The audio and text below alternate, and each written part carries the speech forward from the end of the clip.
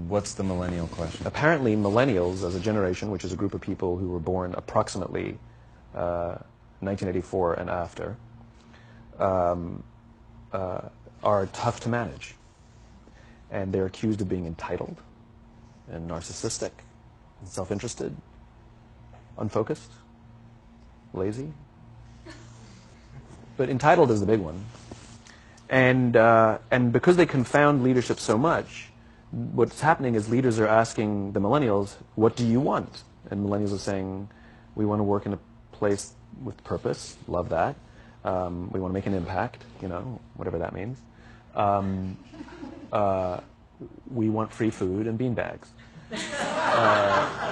And so somebody articulates some sort of purpose, there's lots of free food and there's beanbags, and yet for some reason they're still not happy. And that's because they're missing, there's a missing piece. What I've learned is that I can break it down into four pieces, right? There are four things, four characteristics. One is parenting, the other one is technology, the third is impatience, and the fourth is environment. The generation that we call the millennials, too many of them grew up subject to, not my words, failed parenting strategies, you know? Where, for example, they were told that they were special all the time. They were told that they could have anything they want in life, just because they want it, right? They were told, some of them got into honors classes, not because they deserved it, but because their parents complained. And some of them got A's, not because they earned them, but because the teachers didn't want to deal with the parents. Some kids got participation medals. You got a medal for coming in last, right? Which the science we know is pretty clear, which is it devalues the medal and the reward for those who actually work hard, and it actually makes the person who comes in last feel embarrassed because they know they didn't deserve it, so it actually makes them feel worse, right? So you take this group of people, and they graduate school, and they get a job, and they're thrust into the real world, and in an instant, they find out they're not special, their moms can't get them a promotion, that you get nothing for coming in last, and by the way, you can't just have it because you want it, right? And in an instant, their entire self-image is shattered. And so you have an entire generation that's growing up with lower self-esteem than previous generations. The other problem, to compound it, is we're growing up in a Facebook, Instagram world. In other words, we're good at putting filters on things. We're good at showing people that life is amazing even though I'm depressed, right? And so everybody sounds tough, and everybody sounds like they got it all figured out. And the reality is there's very little toughness, and most people don't have it figured out. And so when the more senior people say, well, what should we do? They sound like, this is what you got to do. And they have no clue. Right? So you have an entire generation growing up with lower self-esteem than previous generations, right? Through no fault of their own. Through no fault of their own, right? They were dealt a bad hand, right? Now let's add in technology. We know that engagement with social media and our cell phones releases a chemical called dopamine. That's why when you get a text, it feels good. Right? So, you know, we've all had it where you're feeling a little bit down or feeling a bit lonely, and so you send out 10 texts to 10 friends, you know, hi, hi, hi, hi, hi. Because it feels good when you get a response, right? Right? It's why we count the likes, it's why we go back 10 times to see if my Instagram is growing slower, did I do something wrong? Do they not like me anymore, right? The trauma for young kids to be unfriended, right? Because we know when you get a hit of dopamine, which feels good. It's why we like it. It's why we keep going back to it. Dopamine is the exact same chemical that makes us feel good when we smoke, when we drink, and when we gamble. In other words, it's highly, highly addictive, right? We have age restrictions on smoking, gambling, and alcohol, and we have no age restrictions on social media and cell phones, which is the equivalent of opening up the liquor cabinet and saying to our teenagers, hey, by the way, this adolescence thing, if it gets you down.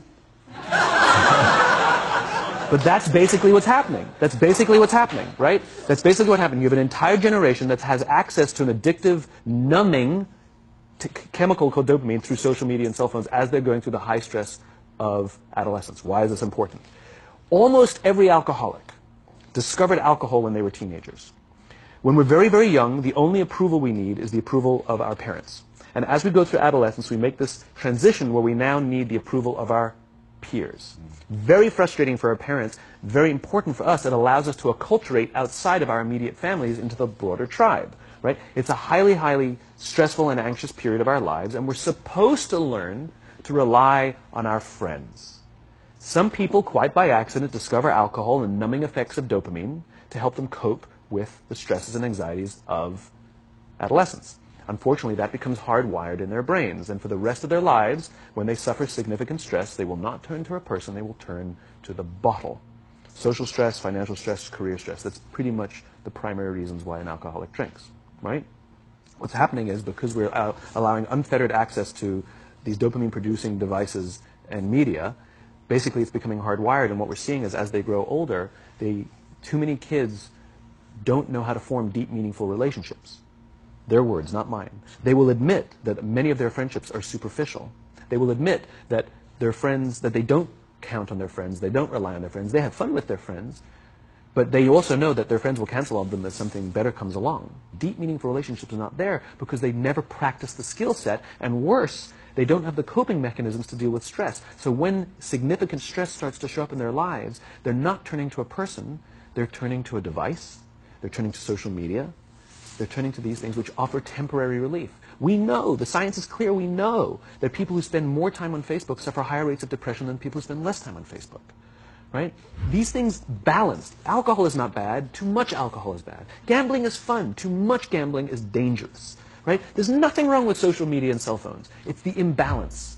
Right? If you're sitting at dinner with your friends and you're texting somebody who's not there, that's a problem. That's an addiction.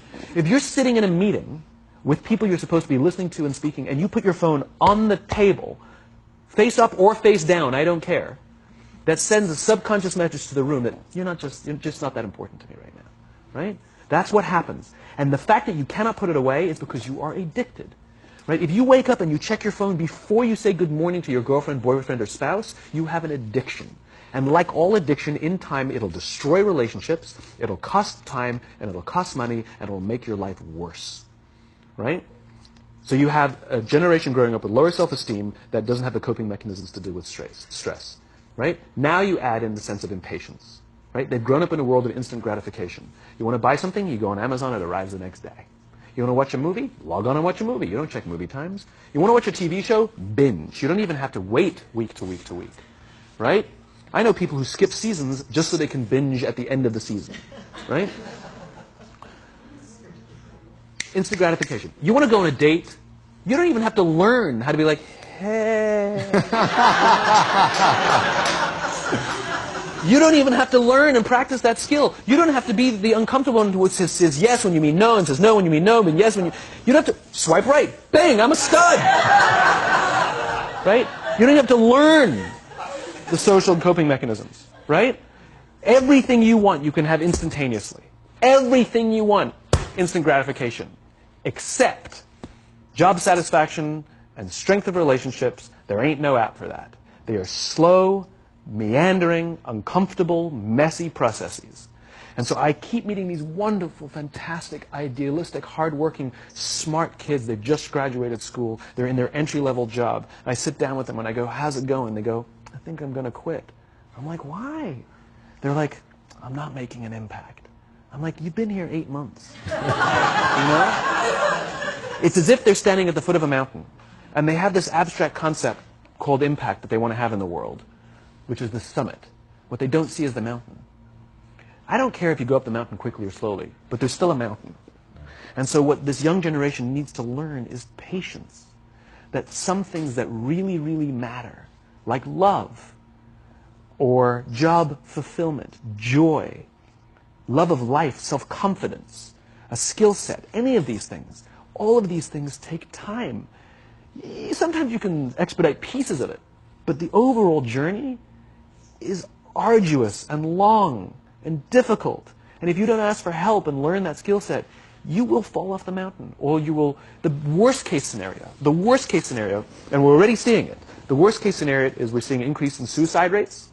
We're seeing an increase in this generation. We're seeing an increase in accidental deaths due to drug overdoses. We're seeing more and more kids drop out of school or take leaves of absence due to depression. Unheard of. These are all, this is really bad. The best case scenario, those are all bad cases, right? The best case scenario is you'll have an entire population growing up and going through life and just never really finding joy. They'll never really find deep fulfillment in work or in life. They'll just waft through life and it'll be just, it's fine. How's your job? It's fine. It's the same as yesterday. How's your relationship? It's fine. Like that's the best case scenario. Which leads me to the fourth point, which is environment. Which is we're taking this amazing group of young, fantastic kids who were just dealt a bad hand. It's no fault of their own. And we put them in corporate environments that care more about the numbers than they do about the kids. They care more about the short-term gains than the long-term life of this young human being.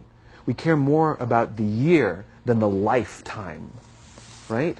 And so we are putting them in corporate environments that aren't helping them build their confidence, that aren't helping them learn the skills of cooperation, that aren't helping them overcome the challenges of a digital world and finding more balance, that isn't helping them overcome the need to have instant gratification and teach them the joys and impact and the fulfillment you get from working hard on something for a long time that cannot be done in a month or even in a year.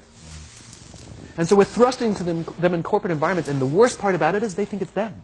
They blame themselves. They think it's them who can't deal. And so it makes it all worse. It's not. I'm here to tell them it's not them. It's the corporations. It's the corporate environments. It's the total lack of good leadership in our world today that is making them feel the way they do. They were dealt a bad hand, and I hate to say it, but it's the company's responsibility. Sucks to be you. Like, we have no choice, right? This is what we got, and I wish that society and their parents did a better job. They didn't. So we're getting them in our companies, and we now have to pick up the slack. We have to work extra hard to figure out the ways that we build their confidence. We have to work extra hard to find ways to teach them the social skills that they're missing out on.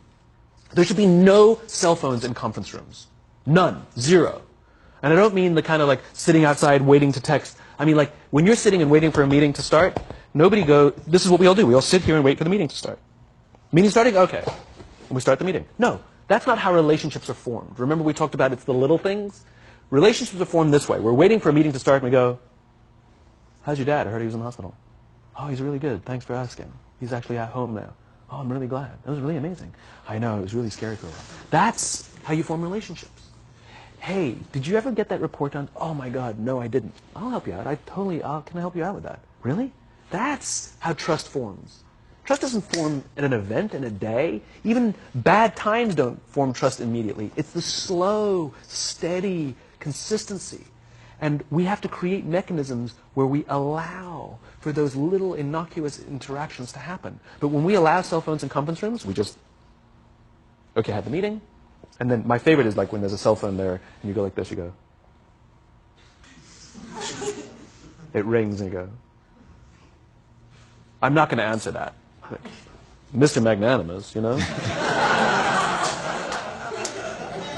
When you're out for dinner with your friends, like, I do this with my friends. When we're going out for dinner and we're leaving together, we'll leave our cell phones at home.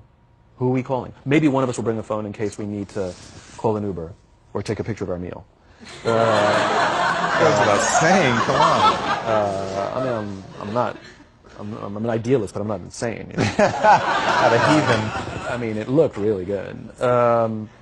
We'll take one phone. And so it's like an alcoholic. The reason you take the alcohol out of the house is because we cannot trust our willpower. We're just not strong enough. But when you remove the temptation, it actually makes it a lot easier. And so when you just say, don't check your phone, people literally will go like this. And somebody will go to the bathroom, and what's the first thing we do? Because I wouldn't want to look around the restaurant for a minute and a half, you know? But if you don't have the phone, you just kind of enjoy the world.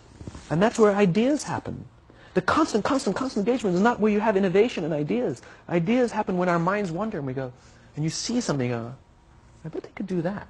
That's called innovation, right? But we're taking away all those little moments, right? You should not, and none of us should charge our phones by our beds. We should be charging our phones in the living rooms, right? Remove the temptation. You wake up in the middle of the night because you can't sleep, you won't check your phone, which makes it worse.